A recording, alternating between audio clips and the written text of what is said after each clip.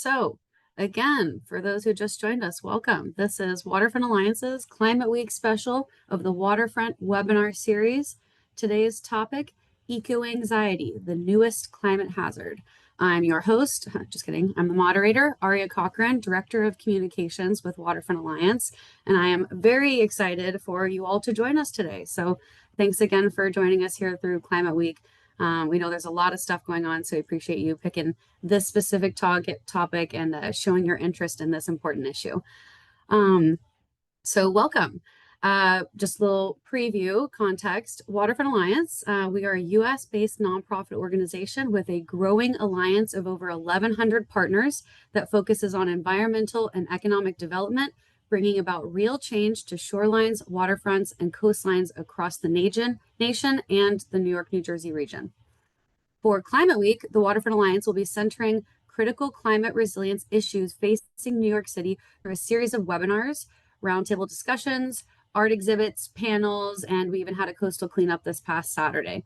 We welcome you to visit our website, waterfrontalliance.org, to learn more about the rest of the events that we have this week. There's plenty left going on. It's only Tuesday, so I encourage you to check those out. Again, today's webinar is titled Eco-Anxiety, the newest climate hazard. Our webinar today will explore the emotional distress caused by the environmental crisis, which is on the rise and impacting all generations. As the effects of climate change become more visible and severe, and with the spread of climate misinformation, eco-anxiety is considered the newest climate hazard. This panel explores the root of this anxiety and how we can collectively cope to live within our new world. I'm very excited to introduce our panelists today. We'll start off with Susan Clayton. She is a Whitmore-Williams professor of psychology at the College of Wooster and studies the relationship between people and the natural environment, particularly with impacts of the climate change on mental health and well-being. She's developed the Climate Change Anxiety Scale. Her PhD in social psychology is from Yale University, and she's authored or edited 5 books. She is also a fellow of the American Psychology Association and of the Society for the Psychological Study of Social Issues, of which she is also president-elect. So thank you, Susan, for joining us. We've also got Kailyn Fox, who serves as the Education and Training Manager at the Office of Energy and Sustainability. Their mission is to prepare educators to teach and integrate topics about climate change, advocacy, and action across grade levels K through 12 and those content areas. In addition to working with teachers, she provides high school students with structure, support, and importantly, a platform to make progress on climate issues both inside and outside of schools. Before joining the office, Kailyn taught for 11 years in New York City Public Schools as a high school special education science teacher and as an inaugural member of the Climate Education Leadership Team. So thanks, Kailyn. We've got also Abby Jordan here today. Abby Jordan is a Brighton Beach, Brooklyn native and brings to the panel a wealth of experience in coastal resilience and climate science education. As Climate Education Manager for the National Wildlife Federation, she helps lead the Resilient Schools and Communities Program and Climate Resilience Education Task Force Youth Steering Committee. Both of these programs are youth-centered education programs seeking to empower and engage our next generation in climate solutions. She's also a member of the Coney Island Brighton Beach Open Water Swimmers and Coney Island Polar Bear Club. So thanks, Abby. And our final panelist today is Jamie Margolin. She is a Colombian American climate justice activist and co-founder of Zero Hour, a youth-led movement advocating for bold climate action. She organized global youth climate marches and testified before Congress alongside Greta Thunberg.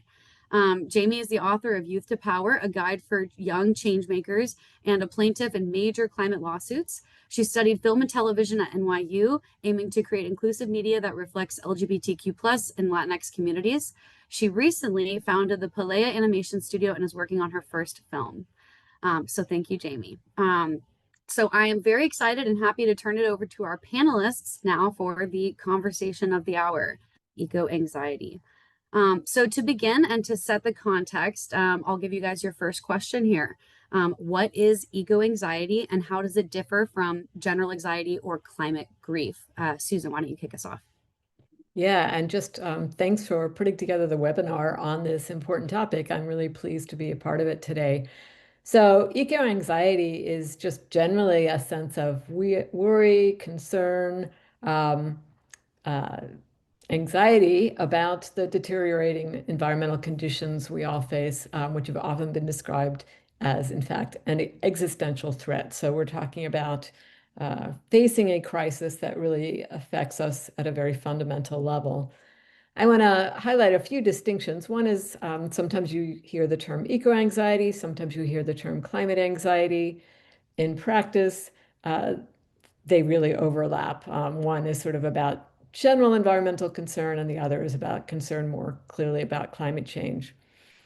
I think when we think about what does it mean to have eco-anxiety or climate anxiety as compared to eco-grief, one of the key differences is that anxiety really implies uncertainty. It reflects we know something bad is happening. We don't know exactly how it's going to affect us, when it's going to affect us, how much it's going to affect us. Whereas grief is more about our sadness for things that have already happened, landscapes and beloved places that we've lost. And of course, those can coexist. You can feel both of those things at the same time. Two things I want to highlight about eco-anxiety. One is that it is a normal and in some sense healthy response. We should feel anxious because we're facing quite troubling conditions. But it is possible that it gets to a level where it undermines mental health. And I think, certainly that's one of the reasons that I'm paying attention to it. So we want to make sure that people can experience that anxiety without having it really turn into a mental health problem. And another aspect is that unlike some of the kinds of anxiety we may feel, eco-anxiety has this fundamental, it's grounded in reality. So again, there are reasons for us to feel anxious. So you can't, and I don't think you should try to talk yourself out of it for the most part. It's more about learning how to respond, how to cope, rather than explaining it away. The last thing I'll say is just to give, I've, since I started thinking about this, been paying attention to a lot of things people say, a lot of quotes from climate activists and others, and I'll just give this one, which I think sort of sums it up. This is actually from a Brazilian middle schooler. I'm really scared for the future. Um, I'm a very contemplative person, so anything that I think about, I end up crying a lot because I don't know how my future will be in a few years. Not only my future, but the future of planet Earth. And I get really down because I wish I knew what's going to happen, and it ends up making you anxious. Yeah, very profound quote. Um, and profound way to kick off this important and intense topic. Um, Other panelists, I definitely want to say that this is absolutely discussion. Pointed it to Susan, but feel free to jump in here at any point. I guess I'll kind of turn it to Kailyn. Through your work in education, how have you seen eco anxiety manifest across the different age groups and communities? Just kick us off to the next. Yeah, thanks. And echoing what Susan said, so happy to be able to be a part of this, and by no means want to be the microphone for young people. I'm talking about my experience with young people. Many of them are now learning and gaining the tools to navigate these conversations. And I think that might be some of a gap with how we interpret or view young people experiencing these kinds of really big feelings. We kind of regard them as like apathetic, I think sometimes, like they don't really care. Like, look at there's only 10 kids at the protests or whatever. And I think that it's a misstep to think that they're apathetic. I think we are not really giving them a lot of tools and a lot of space to like feel the feelings that are coming up with what they're going through. And, we're in New York City, we're based in New York City. And even in the last 3 years, they've had like 3 pretty intense climate events that adults don't really have the language to talk about either. So like no one's really making space or hosting conversations. And it's scary to think about like that this is the new norm. And I think a lot of people are scared and they're not, but they're up for a challenge. Like they're up to help. They just don't know what to do. They're a little bit stuck in fear, right? You can be really frozen by fear when you're experiencing like an orange sky and no one's telling you what's going on or why that's happening. And you just have to go through it. No one's like talking to you about safety or anything like that. So I think that's starting to change, and that's at large, right? There are teachers who will have those conversations. There are parents who are equipped to have those conversations. And I think our general goal And I think all of our goal is to start giving people those tools and to start making space for that. And then also giving them actionable steps, right? Like acknowledging it is a really big, important part of it, but then giving people things that they can do to combat those feelings and to feel like turn them into action effectively, right? Like action is such a big way to feel like you're contributing to a whole that's like making change happen instead of just being frozen in fear, right? As soon as you just got to get the wheels moving and you'll start to kind of build some momentum on that. So they're not apathetic is my experience. I think they're very, very nervous and anxious and afraid, and they need to be pointed in the right direction and giving the language and the tools to be able to like really combat it meaningfully and protect their mental health as well as like contribute to a better whole, right? Like we always do the analogy of like putting the oxygen mask on yourself first. You have to like take care of yourself before you can help someone else. And I think that's a really apt analogy. Like you got to be good to be able to contribute. So we have to make sure we're taking care of ourselves and, getting enough rest and drinking enough water and the minute level of things. But they're fired up. And I think Abby would agree. Like with the kids that we interact with are very well versed and they want their peers to be as well versed as them. So there's a lot of positive energy and they're up for the conversation. They just need someone to invite them to start. Yeah. I want to very much highlight what Kailyn was saying, because it's so true, right? I mean, so many of our young people, especially New York City high schoolers, they are living through a world where they're not blind to the realities of what's happening, right? And like just preparing for this panel, I was rereading an op-ed by two of our Youth Steering Committee students, Sarah Zoe and Amanda Ho. And the title really got me thinking is like, the real climate threat is giving up, right? And their whole ethos was like, you need to turn this worry into action, because this frustration of constantly being told it's too late, like nothing matters. Whatever we do isn't going to change the trajectory of our planet or impact the degrees of warming.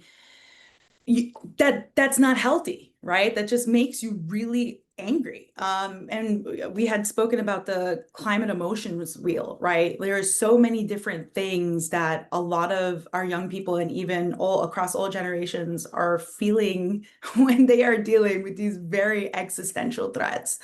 And I think, it's very tangible to have something that gives you purpose and makes you feel like you're part of something bigger and you're part of systems that are addressing these existential threats. So I very much am looking forward to sharing those types of works and projects. But, thinking about the op-ed that Sarah and Amanda wrote, it's like the deniers, the doomers, like what exactly are you doing, right? You're just going to you're going to just sit in anger and fear every day. You're just going to continue to amplify those really negative feelings, or you're going to find ways to empower yourself.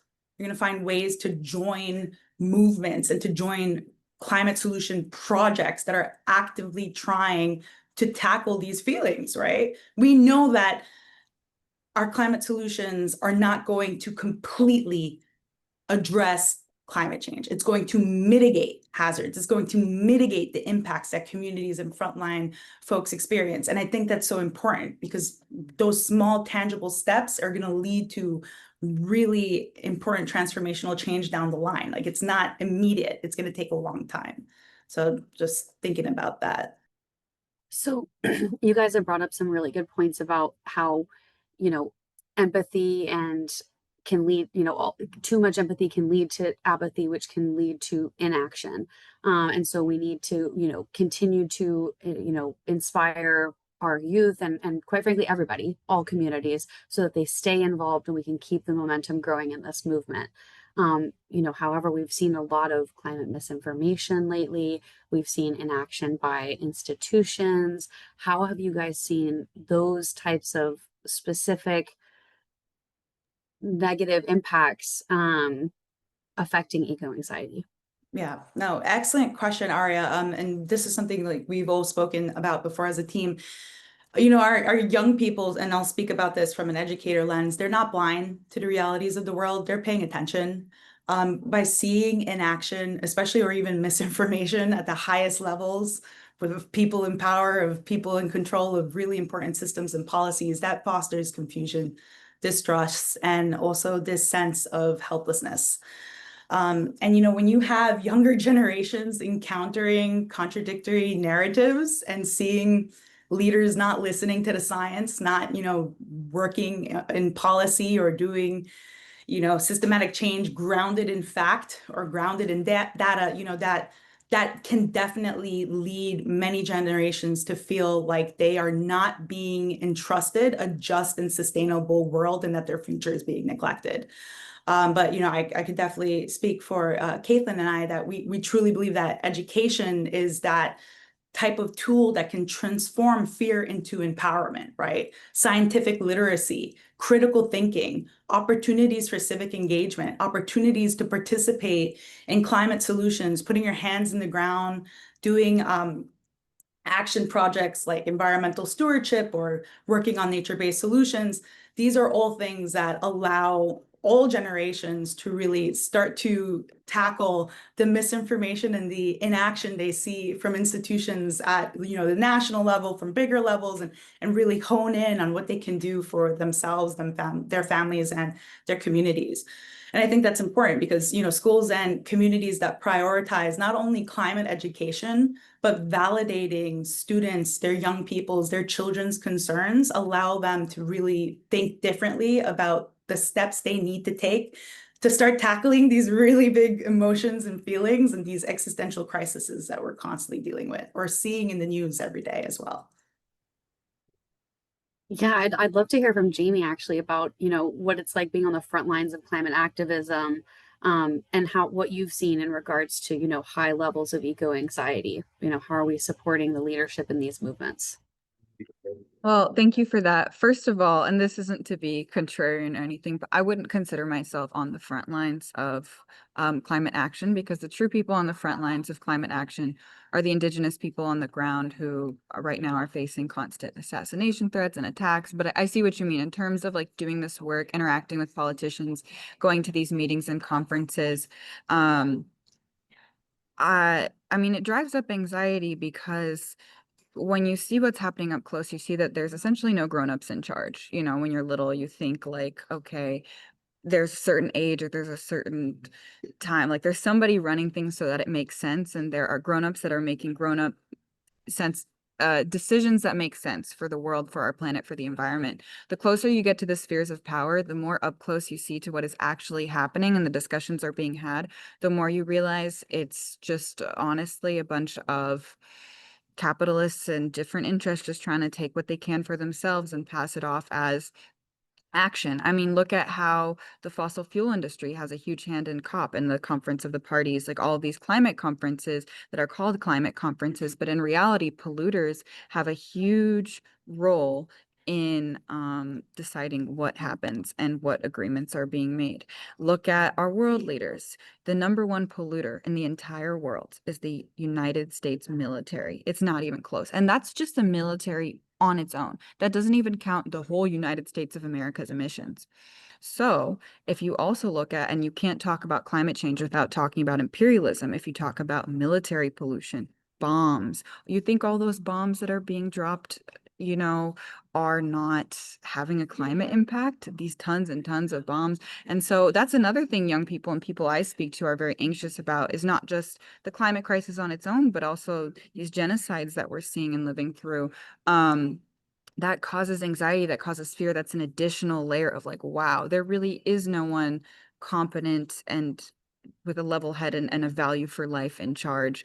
We see war and disaster and genocide. And so that increases the anxiety, and that increases just the feeling that it is hopeless. And I don't think that doomerism is productive, like throwing up your hands in the air and being like, well, it's only getting worse. And, you know, the United States military missions, who's going to stand up to the United States military? So it's hopeless. So we just have to wait for our turn and curl up and die. Like that is obviously what the enemy wants. That's what the fossil fuel industry wants. That's what these big weapons companies want, right? They want us to stop. So the fight has to continue, but then you also have to just make space for feeling demoralized, for feeling like, oh my God, why does evil keep winning? It gets exhausting to see evil keep winning, to see like when you're little. And I know this is a very like juvenile way of looking at the world, right? You learn pretty quickly life isn't fair. And you know, like, yeah, life isn't fair. But sometimes it hits you like, wow, life isn't fair. And the climate crisis isn't fair. And so that is just a struggle to deal with. But we have to keep fighting. Yeah, I mean, you mentioned, and I prompted the question talking about inaction, in administration and that, lack of adults in the room. However, I think we've all seen that there are adults somewhere who care about this. I mean, this has been an ongoing fight for a very long time. Climate is not a new topic that we're discussing. So, kind of bringing it back to a more, optimistic perspective, how can intergenerational dialogue help in coping with eco anxiety and building resilience? Um, And intergenerational dialogue is, I think, the most important. My background is as somebody who's been in like the youth world, right? Youth activism, youth this, youth empowerment. I'm not saying that's bad. Obviously, there needs to be spaces where young people can be in charge, can, feel like, okay, this is a place where I can have a voice. But I think it helps to also hear from people who have experience in movements, who have been through losses before, who have looked at the world and been like, oh my God, everything's on fire. Like people who have lived through nuclear scares and different anti-nuclear activists, because that's a big thing, is like, don't forget we also live in a nuclear world. That's another threat to our planet.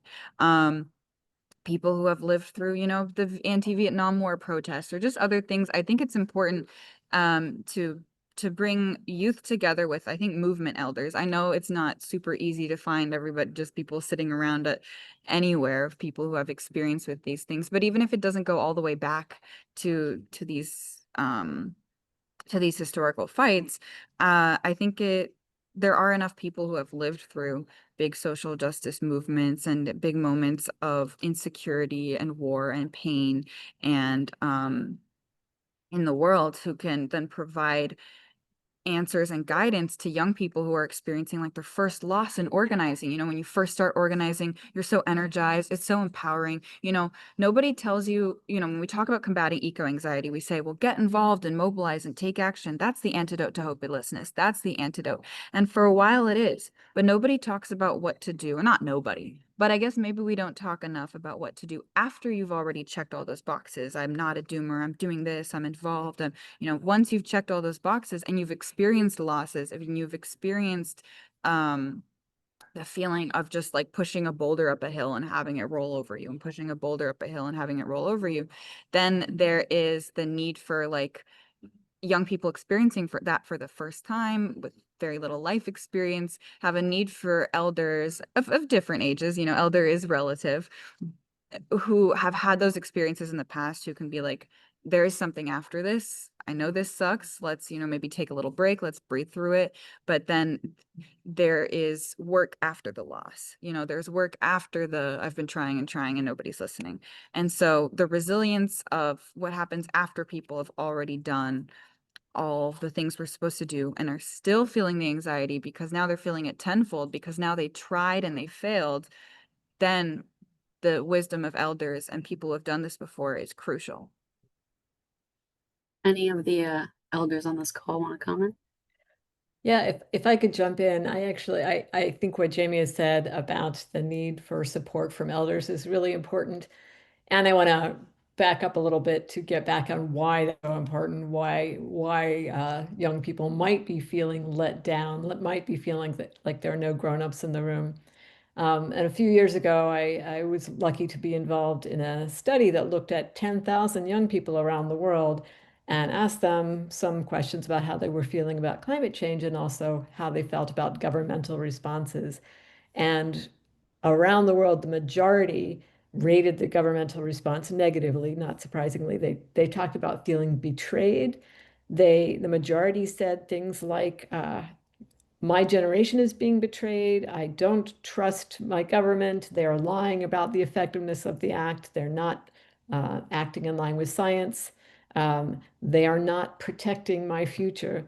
So and the more people said that, the more they were also likely to report sort of eco anxiety. So I think that level of like the people who are supposed to be in charge are not doing what they're supposed to do, and is very deep and profound and important. So obviously, unfortunately, we can't, at least not quickly change the responsiveness of those in charge. But I think all kinds of elders, and again, that can be anybody who's just been around for a few years in the movement or somebody who's been doing this for decades. One of the most important things they can do is just to be there and make it known that they do care, they are paying attention to the science, and they are trying to do something. Because even if hopefully some of those actions will be effective, but even if they're not, that reassures, the younger activists that you're not alone. There are people who are joining you in this fight, and that really, not only does it give you a stronger sense of empowerment, like, oh, well, if other people are involved, maybe we can actually get something done. But importantly, it just validates your response, because sometimes what I hear young people talk about is they think, well, I'm really upset, but people around me don't seem to be upset. My parents are telling me I'm overreacting, or my teachers are telling me I'm overreacting. Why is my perception of things so different than other people's? So just to let them know, no, your perceptions are right. Your perceptions make sense. That can be really reassuring and give people a sort of better foundation for continuing to act. Wow, this is great. We've talked a lot about, I think, here defining climate anxiety, eco anxiety, and I mean, it sounds like we've all kind of alluded at the importance of community building around that. But I'd love to kind of turn here to some more effective strategies that people can take toward managing this eco anxiety that we're all feeling here, whether it's individual or collective action. Mm-hmm. And that's an excellent point. I mean, just thinking back to how Susan stated, eco anxiety is grounded in reality. And so many of us need to learn how to cope and learn how to respond. And a lot of that also means, accepting it, right? Like really taking a moment to accept it and then plan ahead and find something that allows you to not only empower yourself, but feel like you're not completely helpless and you're part of systems that are leading to transformative change. And I say this because collectively, we very much want changes at the federal level, at the national level, at the global level. And sometimes that's not possible. Sometimes you have to look subnationally, you have to look hyper local, you have to look at the community level in your neighborhood. What can you do today to mitigate maybe coastal climate hazards in a frontline community that you live in, that you spend every day in? And that's participating in environmental stewardship or seeking climate solutions like nature-based solutions to mitigate climate hazards, or working on advocacy, or joining a civic engagement team or a project. And that's so important, right? And anecdotally, just, sharing Sarah, who unfortunately couldn't be here with us today, she's a high school student, senior at Stuyvesant, grew up in a Southern Brooklyn neighborhood, prominently populated and led by conservative Asian immigrants. And that means that topics like environmental conservation, climate change, climate science are heavily politicized as progressive. And it's too heated and even forbidden for dinner conversations. So she's been told many times not to talk about politics. She's been told that she doesn't know anything because she's a kid. And that's kept her quiet for many years, even though she educated and learned so much about issues that she really cared about. And she shared with us that prior to the YSC, she didn't know that she could call and write to her representative, or that it didn't even matter to do so, or that she can go on climate solution field trips and participate in nature-based solutions to mitigate coastal climate hazards, right? It was through these opportunities and through these lived experiences that she shared with us that she felt brave finally to be able to speak out, to make change, and, sharing these opportunities with other students as well and other peers. So both Sarah and Amanda, very much were like, Abby, tell them to take action, to take climate action, that, despite the feelings of doom, there are so many people out there making change, fighting the good fight, and seeking ways to continue to advocate for a just and sustainable world. And I think that's important. And that's something that I really wanted to hone in on. There are projects, there are solutions. We're not going to solve everything, but we are going to mitigate it and make it better. And that could potentially help these really difficult feelings that all of us are having to deal with every day. I love what Abby said about community and starting super local, because that is such an intersectional solution to so many of the things and challenges that we're facing, right? Is that a lot of these things are take action, but like knowing your neighbors is such a great step. And it's such a simple step in building community resilience, right? You have to have a relationship with someone before you're trying to make a plan, right? So I think starting there is such an important thing to do.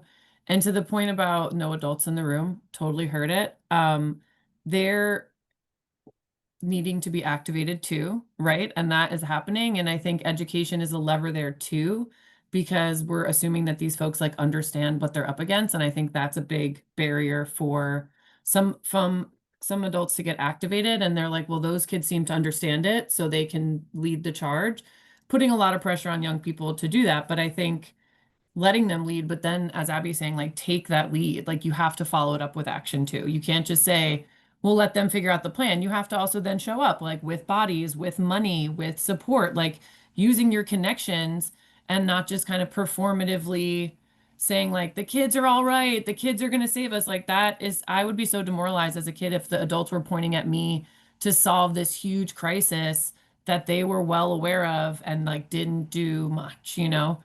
And betrayal, I think, is a great word for that. And as Abby mentioned earlier, the climate mental health wheel has kind of a quadrants of emotions and how you can walk through them and ways to mitigate those feelings. As we're talking about, community building is a huge part of that. And having these young youth advisory councils and spaces for that is great. More casual drop-ins would be great. So kids don't have to like fully commit to a club or a thing and just be like, hey, I'm worried about flooding, and they can come to like a talk, right?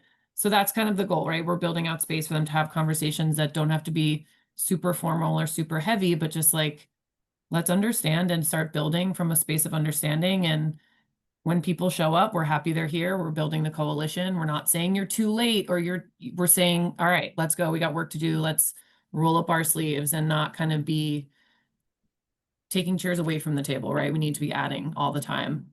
So Yeah. You guys, this is so great. We've touched a lot on the collective opportunities. I'd love to hear maybe from Susan if you have any tactics for the individual on dealing with eco anxiety. Sure, and I think some of what Kailyn was saying, excuse me, gets at that. But the important thing is, as was brought up earlier, you do have to put on your own oxygen mask. So we do need to take care of ourselves. It's not self-indulgent. It's not slacking. You need to, kind of monitor your own emotional health. And what that involves depends on, where you are, how stressed you are, how engaged you are, and so on. I think for a lot of people, a good first step is just to inform themselves because, again, because anxiety is fundamentally an emotion involving uncertainty. It might help just to learn like, oh yeah, climate change is bad, no doubt there, but it's not going to destroy New York in the next 5 years. So to learn a little bit of the facts there, or learn a little bit of the facts about what behavior changes might actually make a difference and how to engage in them. What I think is probably the most important thing, and several people have brought this up, is to try and form connections to other people because, again, it's empowering. You feel like you're not alone. And often it can be a source of positive feelings. It's fun to get together with people. It's fun to protest with other people, and you can laugh, you can have a good time, and those positive emotions need to be part of our response. Several people have also mentioned this, just the taking action, doing something to get involved. Is of course good for responding to climate change, but it's also good for your mental health because then you're no longer a passive victim, you are an active agent, and you can find those feelings of agency and of meaning and purpose that are very important. But for people who are feeling really overwhelmed, for the activists who are facing burnout and so on, allow yourself to step back when you need to. Pay attention to your own emotions. See if you can tell when it's becoming too much. And that's when you need to, shut down the news feed and go for a walk, ideally maybe in nature. take some deep breaths, recognize the sources of support in your life and so on. So monitoring and kind of managing your own emotions. I love that. It's like, have you guys heard the online phrase touch grass? Like, you need to go outside and touch grass. It's like if you're feeling a little overwhelmed from the media and doom and gloom, literally go touch some grass. We're talking about the environment here. Go lay in a field and feel better. So before we jump to questions, I kind of want to hear from Jamie on how you personally stay grounded in the face of climate uncertainty. Honestly, the way I personally stay grounded is I just take it day by day. I think the world is terrifying and we are experiencing an unraveling of the fabric of the world as we know it, and that is terrifying. And I don't think that it's wise or helpful. As much as we say doomerism is bad and it's unhelpful to just give up, it's also too much of the extreme of kind of like it's a form of climate denial when you act like it's not as bad as it is, or like it's just all going to be okay and work itself out. Like there has to be meeting reality on reality's terms. And it's a bitter pill to swallow, but it's also like taking it day by day, understanding the severity, prepping and planning accordingly. I'm not saying like have your bunker ready, but I am saying like, I don't know, keep an eye out as things change, like flooding alerts in your area, fire watches, just things like that, that maybe in the past you used to step out your house, not really thinking about the weather, but now you know, at least in New York or in the DMV area or kind of the Northeast in general, now with the climate flooding, you can step out, it's sunny, and then you can get flooded on the subway a few hours later. So oof, people ask me this a lot. Like, how do you stay grounded? What gives you hope? I never have a good, straightforward answer that doesn't sound totally contrived and fake. I know it's like community is the antidote, and it is, and that's kind of the main things is just that I have friends, and people who are in this fight, who are other climate people, who are other people who understand the full severity of what we're up against, not just a vague, like, oh yeah, climate change is bad, but are really facing it and fighting it up close.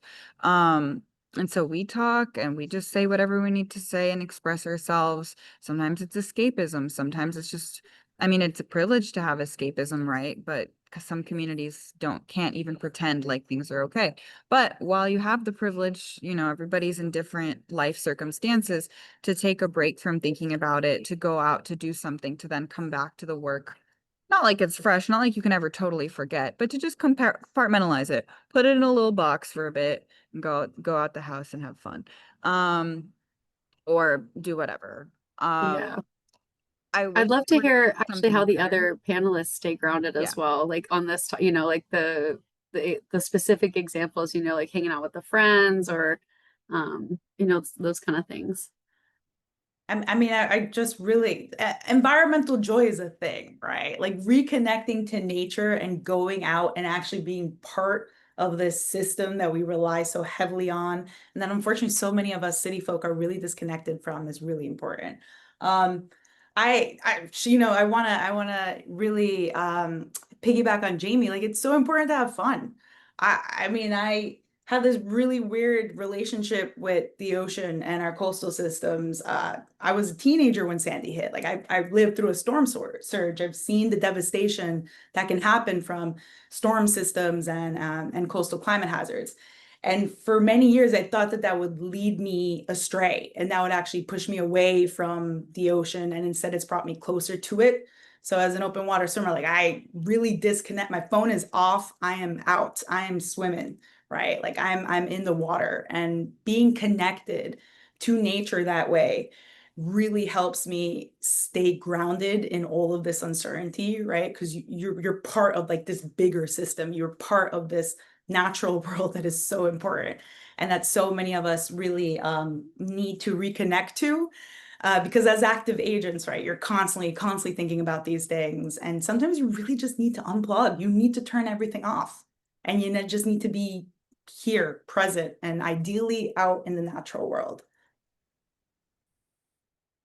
think there's like a lot of shame that comes along with rest and like capitalism, and we're always supposed to be like hustling and trying to like make another buck. And I think, yeah, allowing yourself to rest, allowing yourself to experience joy, and not feel shame. Like, oh my God, there's so much bad shit happening in the world. Like I'm giggling with my friends on a Saturday night, you know, and it's like that's part of life. Like we have to remember what we're like fighting to preserve and what we want to have other people, and especially for young people.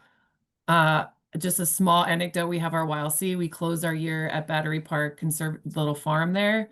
And then I made them all ride the seashell carousel because I was like, you need to just go be whimsical and like little nerds for like 1 minute. Like just go be on a ride. Like go do something so silly. No, um, but so yeah, that was just, and they're like, do we have to? I was like, get on the shell. Like I was like, get over there. But it was such like a we are, it's serious and you guys are taking it seriously, but you also need to take this equally as seriously. Like your joy, it's about preserving yourself so you have the world that you're trying to protect to enjoy. So yes, ideally nature and not a seashell carousel, but whatever by any means, kind of, you know, just like really encourage them to rest and have joy. And it's okay to not be at every protest, at everything. Like it's okay. You are building out the space so that someone else can come and be in the chorus with you. So yeah, myself included. Yeah, getting nature's walk near water, walk in a park. We have great parks in New York, so just encouraging that. And then, you know, along with that comes the stewardship. So it's like all connected, right? Like you want to protect the space you enjoy. So it's all connected. Who knew? Everybody here knew, but you know what I mean? Yeah, I actually I love the seashell carousel. So I mean I love that idea of telling people to get on it because this these physical experiences and physical movements really you know they reset your brain. They take you into a different place. So it's not just, oh, I have to think about this differently. It's like, no, I need to go out and feel the dirt. I need to do something silly that will put you, you know, it will get you out of the one kind of position that you're occupying and temporarily let you have more fun. So totally endorse all those recommendations. And I'll just add one more thing that kind of helps keep me grounded in a different way, which is just reminding myself that in fact, you know, we are in the majority. I mean, most people love the natural world. Most people are concerned about the natural world. Most people want the government to do something to protect the natural world. And this is not just most Democrats, it's in fact most Republicans. So you can get frustrated, and I'm sure we all do, about why those most people aren't doing more about it. But at least recognizing that, yeah, there are a lot of people out there who really want to see progress in this domain, and that makes me feel, you know, less isolated and more like, okay, we're going to do this eventually. Well, this is a fun note to end the discussion on, but we do have some really great questions from the audience. So I'm going to go ahead and jump into those with you guys. They're kind of a little all over the place, so I think we'll just kind of jump in, have you guys speed round answer some of these before we close out the webinar. So the first one, kind of flipping back from joy to the other end of the spectrum. I think a lot of people in the audience can relate to feeling not just climate anxiety, but actual the evolution into climate rage. I'm seeing a couple comments about being angry, very upset, and how to deal with not just the anxiety, the unknown, the uncertainty, but the anger that they're dealing with. So, don't know if anybody wants to start with that one. I can popcorn you guys if you'd like. I can say something very quick, which is, yeah, I think I feel a little bit bad saying this, but I think that can be a really positive transition because anger is a motivating emotion. It can be really energizing. It can, I think of how anger is being used in our political discourse right now in many negative ways, but you can see that it really does serve to motivate people and also in some ways to bring people together because one thing it highlights is a sort of moralistic message often. Like, not only are these people doing something that made me mad, they're doing something unethical, they're doing something immoral. And so, yeah, that feeling of anger can be really empowering. It can be exhausting if it goes too long. But yeah, it's not necessarily a bad thing. I like that perspective. Like you said, it can be hard to sit in, but it's a motivating factor.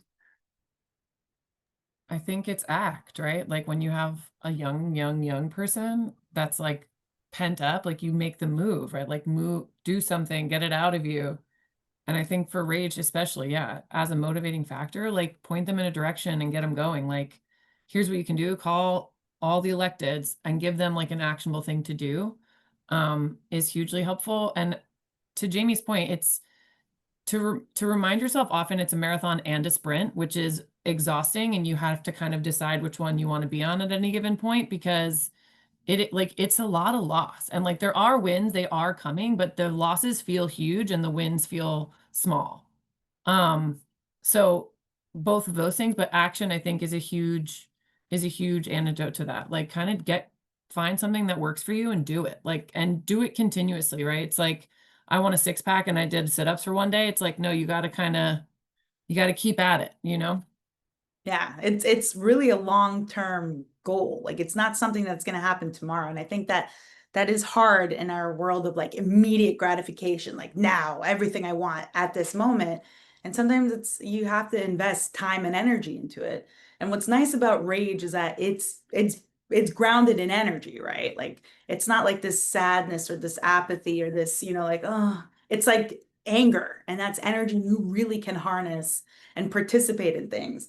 Stewardship work is not easy. Like shoveling sand and dirt, lifting up crates of plants, planting trees, planting beach grass, putting your hands in the ground, putting your hands in the sand. Anecdotally and even empirically, we've seen among our young people, especially our high school students, our boys and our girls, like they are tired after a long day of stewardship work or participating in nature-based solution, climate solution field trips. Like they're tired, right? And that allows them to release all this pent up energy and all this pent up rage or frustrations. Maybe it's not related to eco anxiety. Maybe it's something going on at home, right? Or maybe it's a frustration that they have with sometimes their friend group or academically. They still need a physical outlet for this. And whether it's through sports or activities, or even especially stewardship work or being out in the field and doing field work, I think those are really important, and we need more of that. We need our schools, our institutions, our governments to really, really support the active agents who are out in the field doing the work, and allowing our young people to participate in that, to give them more time out in the sun, more time out in the field, and get them outside of the building, outside of the classroom. We're also working in a New York City DOE public high school. We want to leave the building. Like we want to go outside and be part of the world. You need to take the theory that you learn in the classroom and you have to put it into practice. I love that. And actually, this kind of leads to one of the next questions from the audience, which is, and I want to open it up here to everybody again as kind of like an area to plug. What are examples of programs that we can do to help students with climate anxiety? We've got questions from people who work in a park, involved in schools, work at agency. So what are some examples that programs can do to help students with climate anxiety? I mean, I can start. I'll do a quick plug here for Waterfront Alliance's Estuary Explorers program. Provides STEM education. You can check that out on our website, waterfrontalliance.org/education. Anybody else? Yes, I also just included it to, I think it was Elliot's question. Elliot, if you're a New York City public high school or middle school teacher and you're looking for a climate solution field trip, please consider reaching out to me for the National Wildlife Federation's Resilient Schools and Communities program. We offer these climate field trips for our high school and middle schoolers to come out into the field and participate in nature-based solutions, to participate in stewardship work, right? That is directly going to help mitigate coastal climate hazards and the impacts that it have on frontline communities. So you have a whole day out in the field. Ideally, the weather is great. We are rain or shine. These are excellent opportunities for whole classes to come out and really participate in something that shows them that they can be part of the solutions. And it's not just for school. We've had alumni come back, they graduate and they're like, I want to volunteer, I want to come back, and they're off to college or they're off working, and they come back and they stick with us and they constantly check in on the program.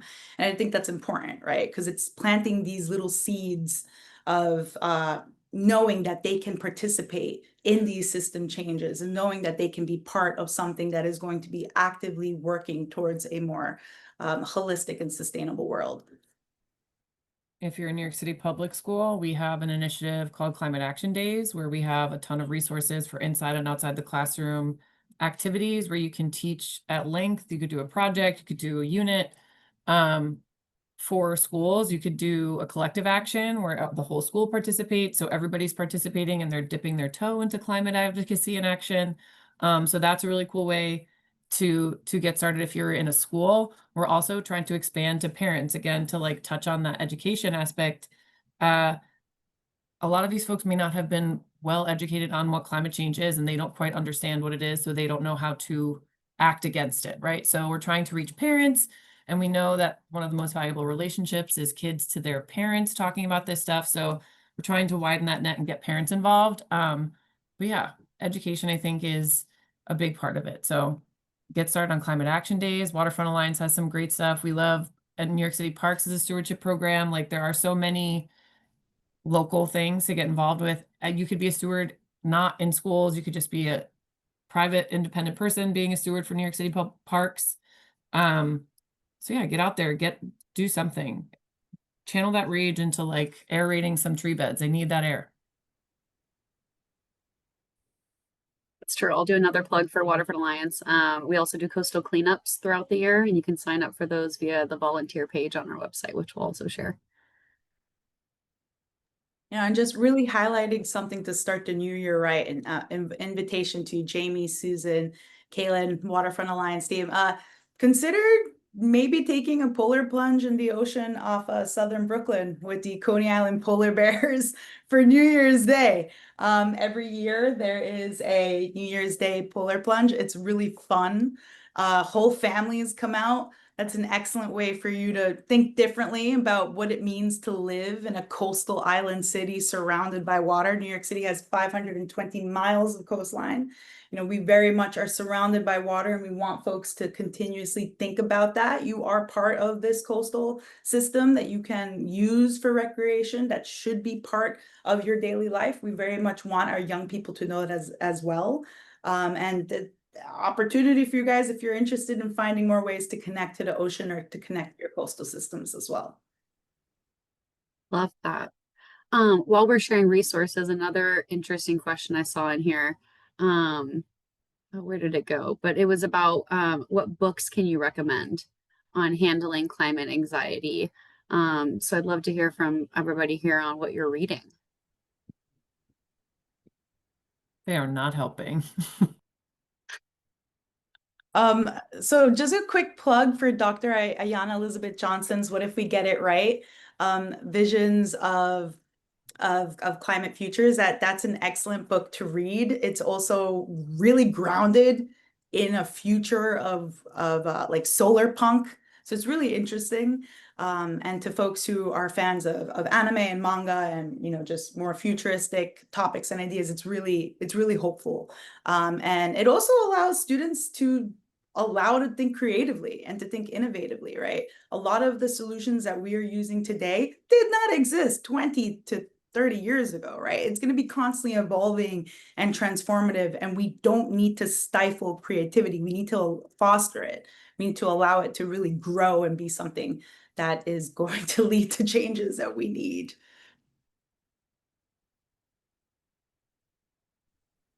Yeah, and I was just going to say the reason you can't find that question is I typed an answer to it, so it's now in the answered column because I wasn't sure we'd get to it. But yeah, I like the What If We Get It Right book. I've read that and enjoyed it.